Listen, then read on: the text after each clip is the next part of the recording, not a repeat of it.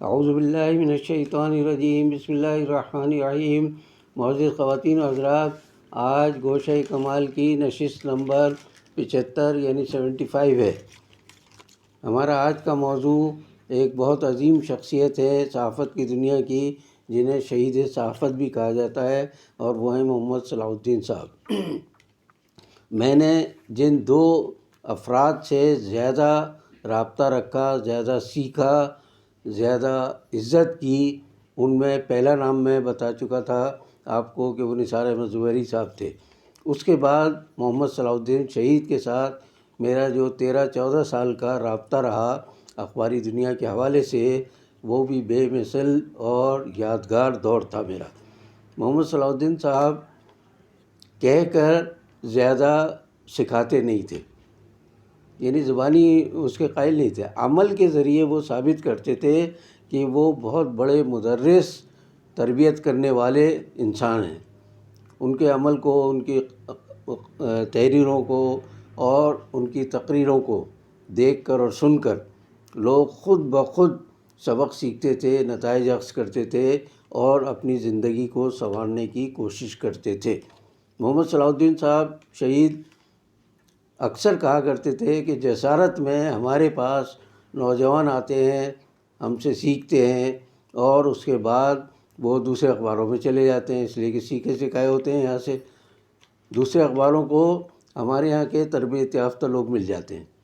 تو وہ ایک جملہ بڑا اچھا کہا کرتے تھے کہ جسارت جو ہے یہ لانچنگ پیڈ ہے، یہاں آتے ہیں نوجوان اور پھر یہاں سے جمپ لگاتے ہیں۔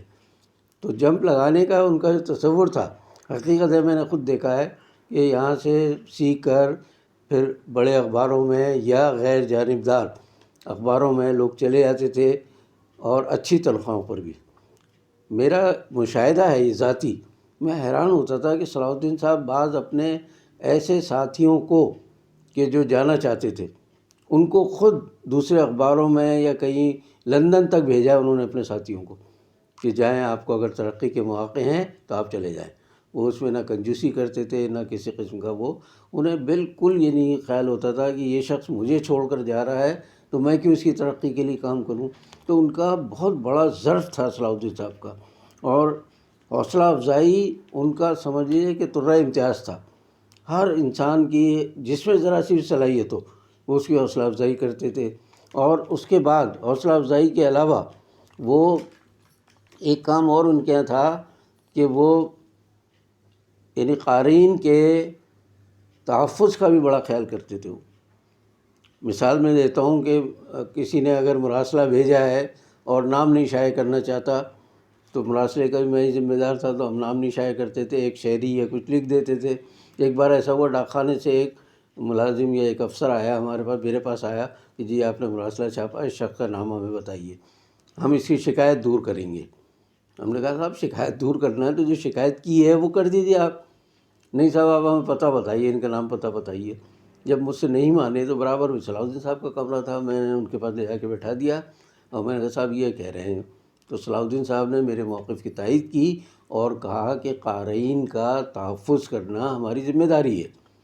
اگر کوئی قاری اپنا نام شائع نہیں کرانا چاہتا تو ہم اپنے پاس محفوظ رکھتے ہیں، اور کوئی اگر ادارہ چاہتا ہے کہ ان کا نام دے دے تو وہ ہمیں شک یہ ہوتا ہے کہ انتقامی کارروائی کریں گے۔ اور پاکستان میں عام ہے یہ کہ آپ نے ہمارے خلاف شکایت کی، ہم آپ کے خلاف جو ہمارے بس میں ہوگا وہ کریں گے۔ تو ہم لوگ قاری کا نام اگر وہ نہیں چاہتا تھا تو ہم نہیں شائع کرتے تھے۔ صلاح الدین صاحب نے بھی یہی بات کی۔ البتہ یہ کہا ان سے کہ آپ کا اگر موقف ہے، آپ سمجھتے ہیں کہ شخص نے غلط شکایت کی ہے، تو آپ تحریر آپ دے دیجیے ہمیں، ہم وہ بھی چھاپ دیں گے۔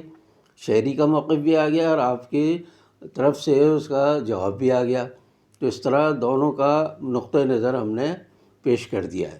تو وہ صاحب بغیر کچھ کہے ہوئے ناراض ہو کر چلے گئے۔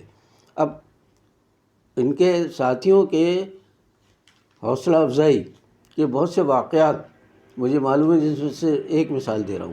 ہمارے بڑے اچھے ساتھی اور اب تو بہت بڑے دانشور سمجھے جاتے ہیں، وہ اس وقت ہمارے یہاں رپورٹر تھے جسارت میں، اور میں ادارتی صفحے کا انچارج تھا۔ تو مضمون، کالم، جو بھی چیز ہوتی تھی میرے پاس آتی تھی ادارتی صفحے پر چھپنے کے لیے۔ تو طاہر مسعود صاحب نے ایک بڑا اچھا کالم لکھا، انہوں نے میرے پاس آیا، میں نے پڑھا اس کو، وہ اس قابل تھا۔ اتفاق سے اس زمانے میں جیسے میں نے بتایا کہ مدیر منتظم جو بھی ہوتا تھا میں ان کے کمرے میں بیٹھا ہوتا تھا۔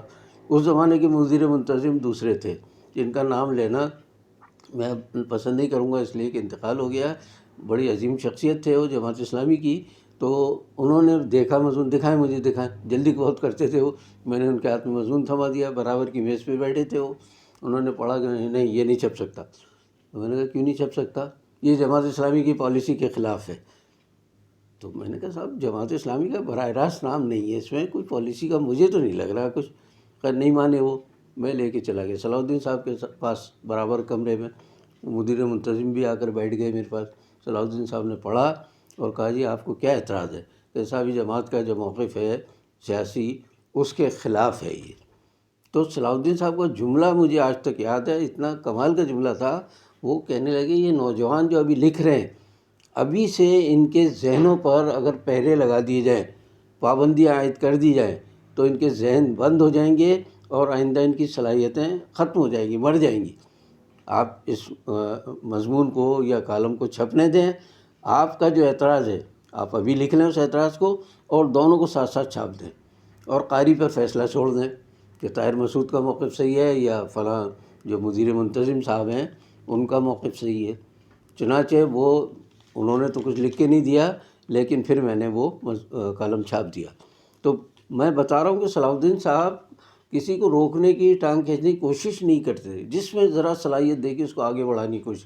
اسی لیے وہ کہتے تھے کہ ہمارا جو جسارت ہے یہاں لوگ آتے ہیں سیکھنے کے لیے، لنچنگ پیڈ کے طور پر استعمال کرتے ہیں اور پھر بڑے بڑے اداروں میں چلے جاتے ہیں۔ تو خیر یہ تو ہوا ایک معاملہ۔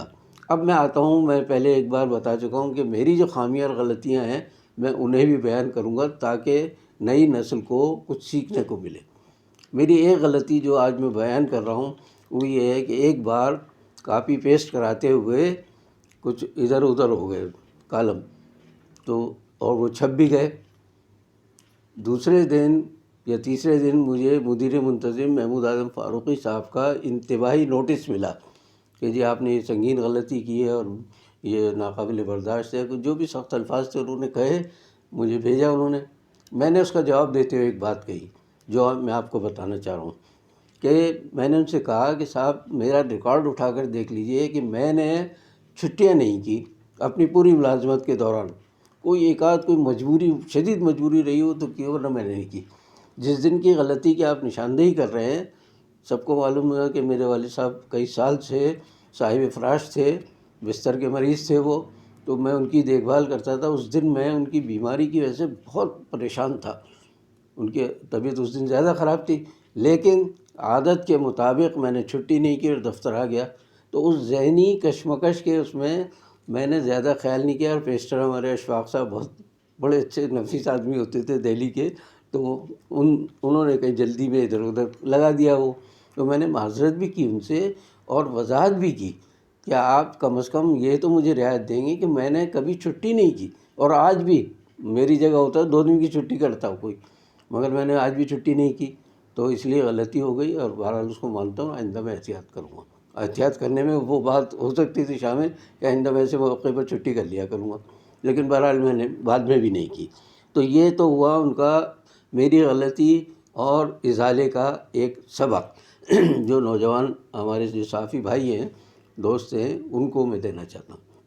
اچھا، میری دوسری ایک غلطی جو شاید اس سے بھی زیادہ سنگین ہو کہ صلاح الدین صاحب مرحوم کا ایک مضمون ظاہر ہے میں ہی پیسٹ کراتا تھا، اس کو پڑھتا تھا، تو وہ اس میں بھی غلطی ہو گئی، پیسٹنگ کی غلطی ہو گئی اس میں۔ تو اتفاق ہے کہ دوسرے دن میں اور صلاح الدین صاحب گاڑی میں بیٹھ کر بہت مشہور آرٹسٹ ہیں پاکستان کے آفتاب ظفر صاحب، ان کے گھر جا رہے تھے، گاڑی میں ہم دونوں برابر بیٹھے تھے۔ تو صلاح الدین صاحب کا ایک بڑا عجیب اسٹائل تھا، وہ کہنے آپ نے دیکھ لیا آج کا اخبار؟ مطلب یہ کہ اپنے مضمون میں جو خامی تھی اس کی طرف اشارہ کر رہے تھے وہ۔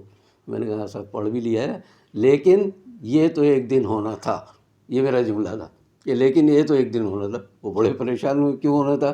میں نے کہا اس لیے ہونا تھا کہ آپ بالکل آخری دن مضمون اس طرح بھیجتے ہیں کہ پہلا حصہ بھیج دیا، گاڑی میں ڈرائیور کے ساتھ کہ بھائی اس کی کتابت شروع کر دے. پھر کہتے تھے میں دوسرا حصہ میں جب دفتر جاؤں گا تو میں لیتا ہوا آؤں گا. لیکن اس دوران بھی آپ فون پر بھی ہدایت دیتے ہیں کہ وہ یہ ذرا اس جملے کو یوں کر لیں اور یہ کر لیں. ترمیم اور اصلاح کا سلسلہ فون پر بھی آپ جاری رکھتے ہیں. اس وقت کاپی پیسٹنگ کا وقت ہوتا ہے وہ سارا، لیکن آپ کا مضمون تاخیر سے آنے کی وجہ سے پہلے میں پڑھتا ہوں اس کو، پھر سرخیاں نکالتا ہوں، اس کی تصویریں تلاش کرتا ہوں، پھر کتابت کے لیے دیتا ہوں، پھر پیسٹنگ ہوتی ہے. تو ان سارے مرحلوں سے گزرنے کے لیے مجھے ٹائم چاہیے ہوتا ہے، اور آپ ٹائم بالکل نہیں دیتے. آپ اگر کہہ لیں بھائی میرے پاس ہوتا کہاں ہے وہ، میں نے کہا ایک دن پہلے آپ یہ سمجھ لیا کریں کہ آج مجھے مضمون لکھ کے دینا ہے، تو ہم اگلے دن بہت اہتمام کے ساتھ، میں ظاہر محنت بھی کروں گا اس پر، اچھے طریقے سے پیش کروں گا اس کو. تو کہہ لیں بھائی آپ جو بات کہہ رہے ہیں، تو سارا مسئلہ ہی تو یہ ہے کہ وقت مجھے ملتا نہیں ہے اور وقت پہ چیز دینی ہے، تو یہ میرے لیے ممکن نہیں ہے. تو میں نے کہا ممکن نہیں ہے تو آئندہ بھی امکان ہے اس غلطی کا کہ کبھی ہو جائے مجھ سے.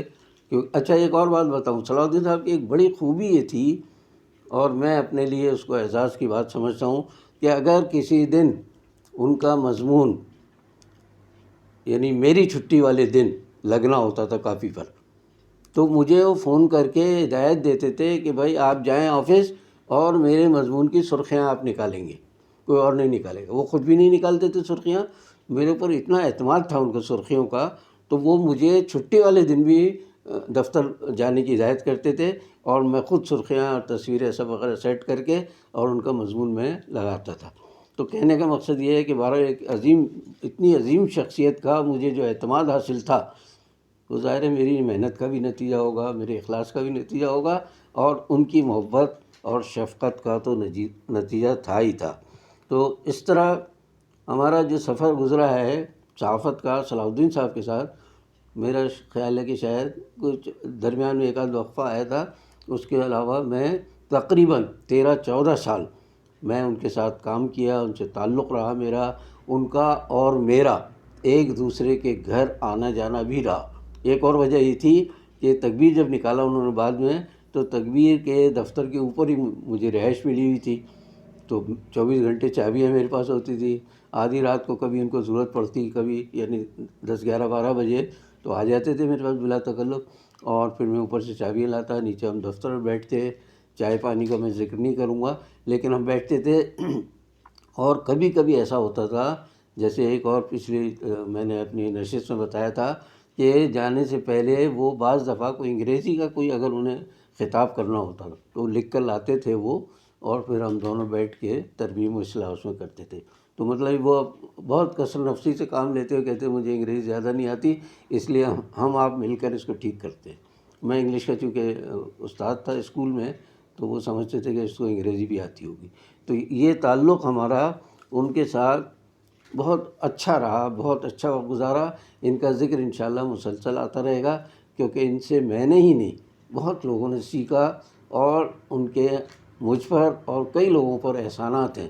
میں نام نہیں لے رہا ہوں ایک شخص کا کہ جو بہت زیادہ اختلاف صلاح الدین صاحب سے رکھتا تھا، اور انہوں نے کوشش کر کے ان کو لندن بھیجا. لندن میں آج ماشاءاللہ زندہ سلامت ہیں، اور آج بڑی اچھی زندگی گزار رہے ہیں وہاں.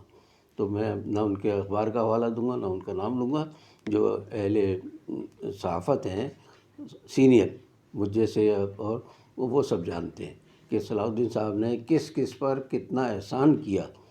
کبھی کسی نے بدلہ اگر دیا ہو ان کے تعریف کر کے تو وہ بھی زیادہ نہیں ہے، لیکن ایک اور شخصیت ایسی گزری ہے کہ جس پر صلاح الدین صاحب کے بے شمار احسانات، اور اس بدتمیز آدمی نے جب جسارت چھوڑ دیا صلاح الدین صاحب نے، تو صلاح الدین صاحب کے خلاف مضمون شائع کیے بہت سارے جسارت میں، اور طالب چھاپ بھی دیے. میرے لیے بڑی حیرت کی بات تھی. تو ان پر اتنے احسانات تھے. اس سے بڑا احسان کیا ہوگا کہ انڈیا سے ایک شخص 1980 کی دہائی میں آیا ہو، اور صلاح الدین صاحب نے ان کو پاکستان کی شہریت دلا دی. اب شہریت دلانا آسان نہیں ہے کسی کو. جس شخص کو شہریت دلائی وہ اتنا احسان فراموش ثابت ہوا کہ ان کے خلاف مضمون چھاپے انہوں نے جسارت میں کہ صاحب یہ تو ایسے تھے اور ویسے تھے. میرا خیال ہے دنیا میں واحد آدمی ایسا ہوگا وہ، اور دوسرے ان کے مخالف پیپلز پارٹی والے یا ایم کیو ایم والے کہ جو انہیں برا بھلا کہتے ہوں گے.